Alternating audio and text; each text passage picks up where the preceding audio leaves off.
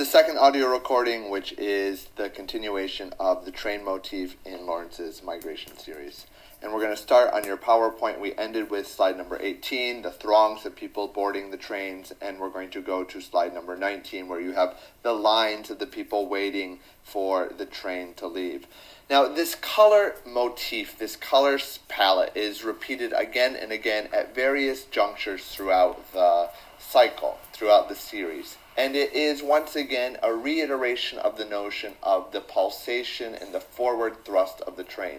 At various intervals throughout the series, you will confront yourselves again with those greens, the blacks, the reds, the yellows that you can see in almost every single one of the group depictions in the scene. Notice in this, which is panel number 32, and compare it to the one right before that we studied in slide 18, that was number 23. So between slide 23 and 32, we've had X amount of slides, X amount of panels come before then.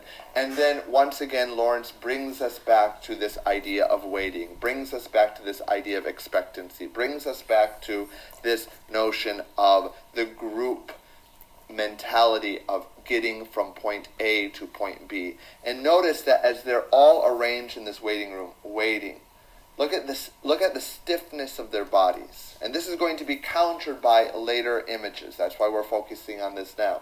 They're all looking forward, except for the three people that are walking in the foreground, or two people that are walking in the foreground. It seems that there's maybe a younger child in a yellow dress. And then there is a one single little boy wearing a white outfit with red stockings and that red hat that is facing us. So there is a bit of difference. Look at the composition of this, how Lawrence, in his artistic wisdom, on the left he shows people moving on the left bottom that are different from the people in the center, and on the right top he shows somebody that's different from everybody else. So it brings the composition together. But also note that color combination of people and luggage is one and the same. We'll talk about in a later slide why possibly he could be doing this.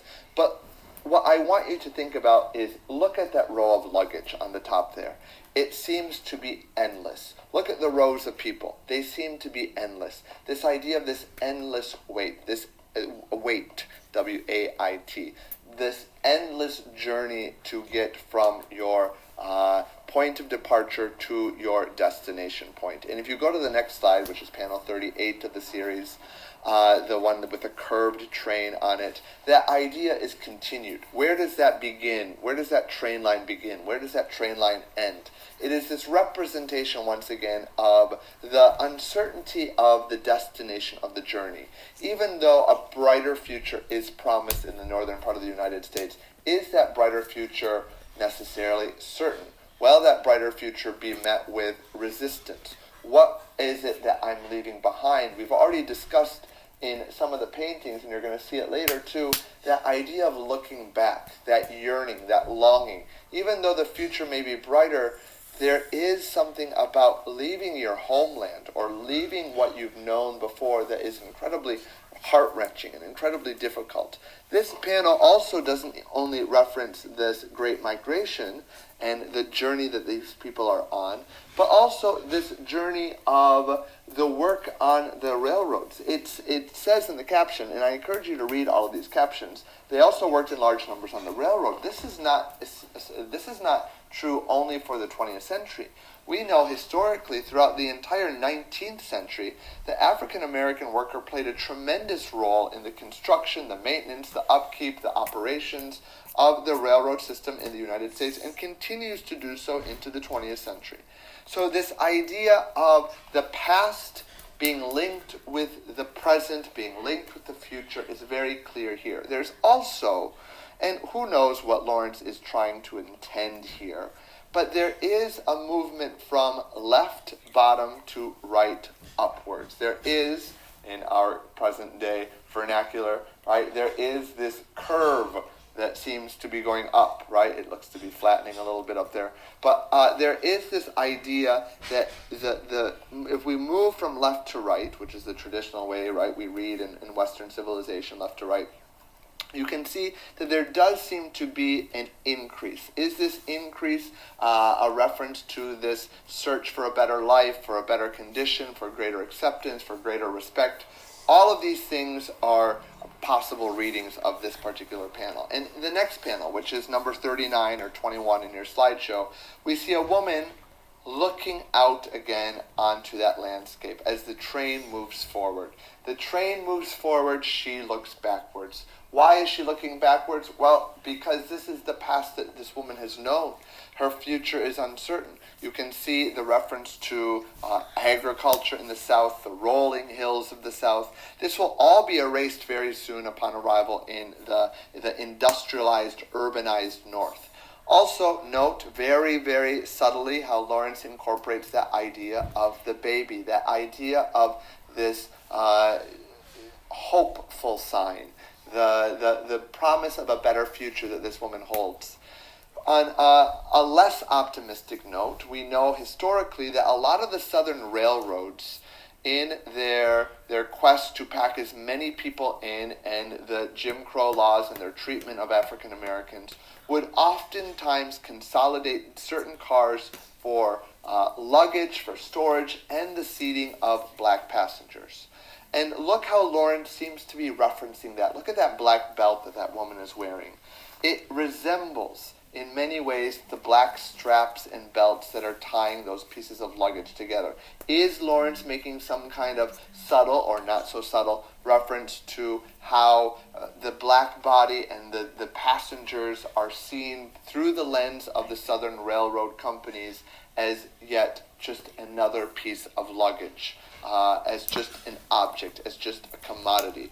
But obviously there is a human element to this woman as she looks out and as she holds this child. In the next slide, to continue, unfortunately, with this kind of depressing, pessimistic, unfortunate history to this whole series, we have in panel number 42, I think it says, in 42, we have a white officer preventing those two black passengers from leaving this particular car.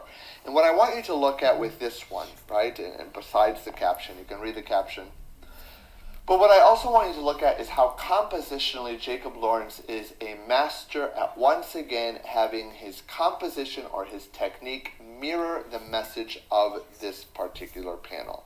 Look at from the outside frame down into the yellow lines that the officer's holding, to the green car in which the people are sitting, the brown rectangular form which is showing the background or the back wall of that particular train car, the rectangular steps which are on a horizontal line coming down beneath or between the officer's legs. Even look at those rectangles that are repeated, albeit on a diagonal, on the officer's gun belt.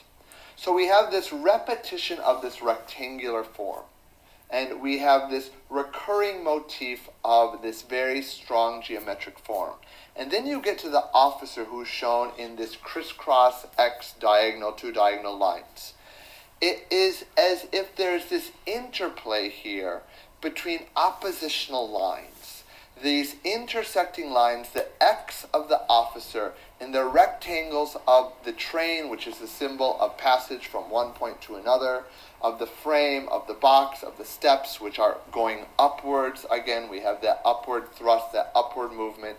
Is Lawrence, in this particular panel, creating this imagery of the white officer not only being an obstructing person to the passage of these people getting to their destination, but also from an artistically, a compositionally point of view, he is, those oppositional lines are disrupting the progress forward, are disrupting that repetition of the rectangle. And even the rectangles on his gun belt are on a diagonal. They've been twisted just a little bit. Is Lawrence, this is of course why you study this work of art, this series of paintings, because they hold all of these magnificent little keys into what Lawrence is actually saying about what's going on here. And then in panel number 45, this will be the last one that we talk about in the train motif.